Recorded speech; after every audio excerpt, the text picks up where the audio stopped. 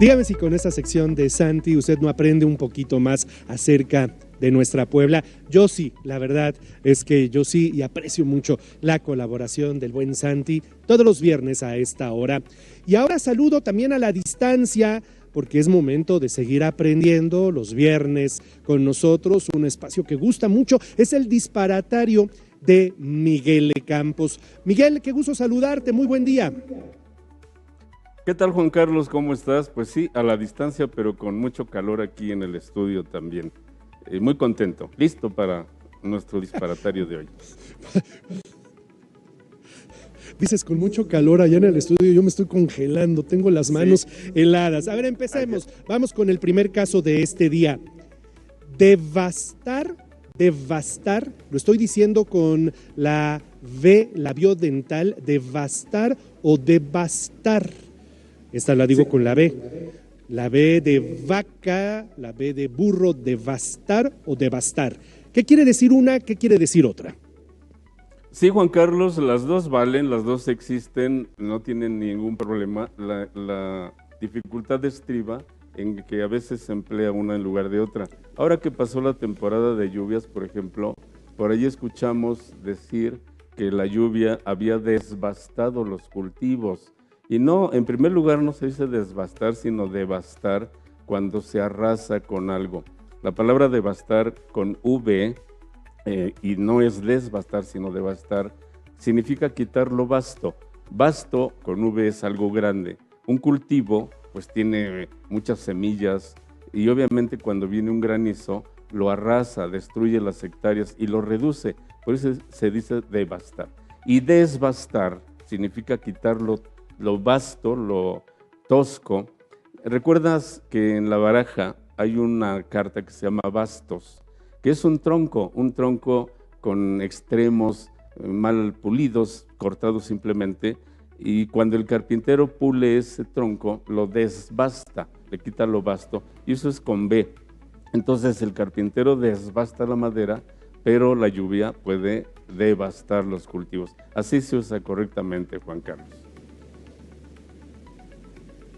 Buenos ejemplos. A ver, masacrar.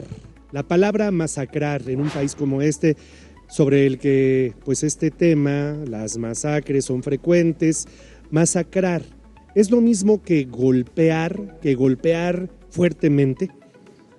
Lamentablemente lo que dices pues es un hecho.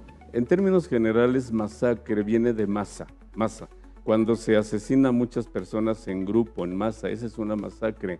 Pero he escuchado con frecuencia a los cronistas de boxeo decir que un boxeador le está propinando a su oponente una verdadera masacre, porque lo está magullando a golpes, ¿no?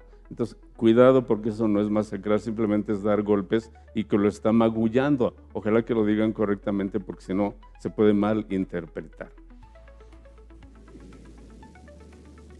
Bueno, ese tema.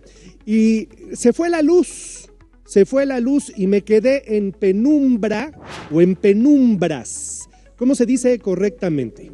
¿Se acuerdan de los eclipses de sol?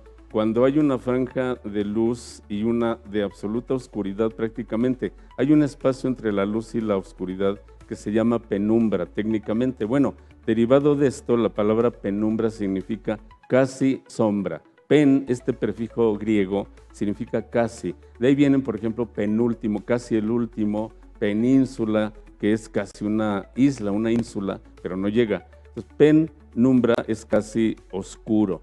Podemos decir que estamos en penumbra, en singular, o también en penumbras, un poquito en sentido figurado. Ambas son válidas, pero no hay que confundir con otra palabra que se mal usa, que es semipenumbra. Es una redundancia, es un disparate decir semipenumbra, porque penumbra ya significa por sí sola casi sombra. No hay pierde, Juan Carlos. A ver, la que sigue me gusta mucho. ¿El calor o la calor? Es buenísimo. Fíjate que hay una anécdota de un gran historiador mexicano, Antonio García Cubas, en la época de don Porfirio Díaz. Iba en una carretela por la Ciudad de México y hacía mucho calor, entonces subió una señora un poquito pasada de kilos y iba sudando, y al sentarse le preguntó a este señor, que era muy cuidadoso con el idioma y le preguntó, ¿qué opina de la calor? Y dijo don Antonio, que es masculino, señora.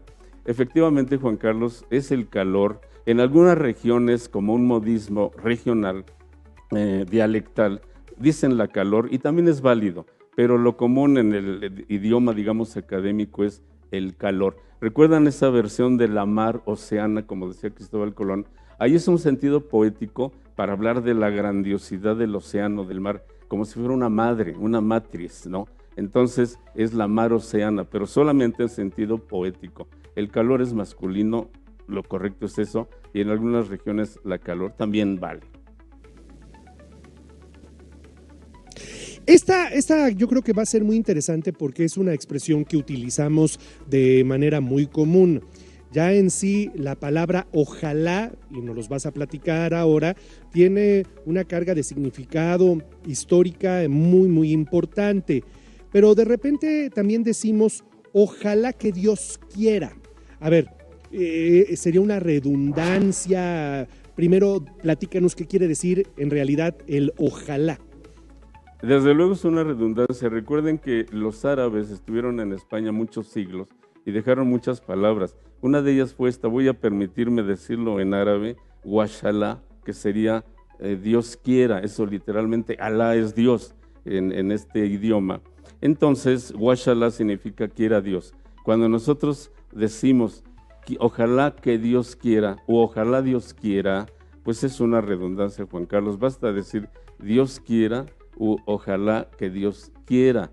Y cuidado también, muchos dicen ojalá Dios quiera. Hay que agregarle ese relacionante que para que tenga sentido. Ojalá Dios quiera es un error, es una redundancia. Basta con decir ojalá que te vaya bien. Dios quiera que te vaya bien. Son las opciones correctas. Ojalá, es decir, que Dios, que Alá quiera que eso pase. Buena explicación. Me queda un minutito, Miguel. Hay una expresión, también es relativamente común, hablar de la victoria pírrica. ¿Qué es una victoria pírrica? ¿De dónde viene esta expresión? Muchos confunden pírrico con miserable, con breve, con pobre. Cuidado, porque no tiene nada que ver. Por ejemplo, en una contienda política, un partido político que ni siquiera pinta, de repente gana 2 diputaciones, mientras otro gana 80, ¿no? Los que ganan 80 se burlan del pequeño porque dicen, fue una victoria pírrica, o sea, pequeñita. No, la victoria pírrica es aquella que se gana a costa de una enorme inversión de recursos. Viene de una historia griega, había un general que se llamaba Pirro, que peleó una vez contra los romanos, y 20,000 hombres de Pirro, de este rey de un lugar que se llamaba el Epiro, y ganó la batalla, pero cuando le dijeron el parte militar, ganamos, pero perdimos la mitad de los hombres, Pirro exclamó, con otra victoria como esta estoy perdido. Entonces, victoria pírrica se refiere a Pirro y quiere decir que tú ganas de acuerdo, pero con una enorme pérdida, así que es muy relativa a una victoria pírrica, Juan Carlos. Pero no la confundan con algo pobre o miserable. Cuidado, nada que ver. Fíjate que yo la confundía, y hoy aprendí algo contigo, yo la confundía como a una especie de victoria efímera. Sí, tuve una victoria efímera, pero bueno, qué interesante historia. Una victoria pírrica es una victoria que costó mucho la inversión, que costó mucho en hombres, si es que se trata de una guerra, en fin. Miguel, siempre es bueno aprender contigo, tus redes sociales. Gracias, Juan Carlos, un abrazo te dejo y les dejo también mi red social X, Miguel Campos R15. Súmense para seguir creciendo en esta comunidad donde trabajamos en beneficio de la comunicación. Te mando un abrazo, Miguel, muchas gracias. Nos vemos la próxima semana.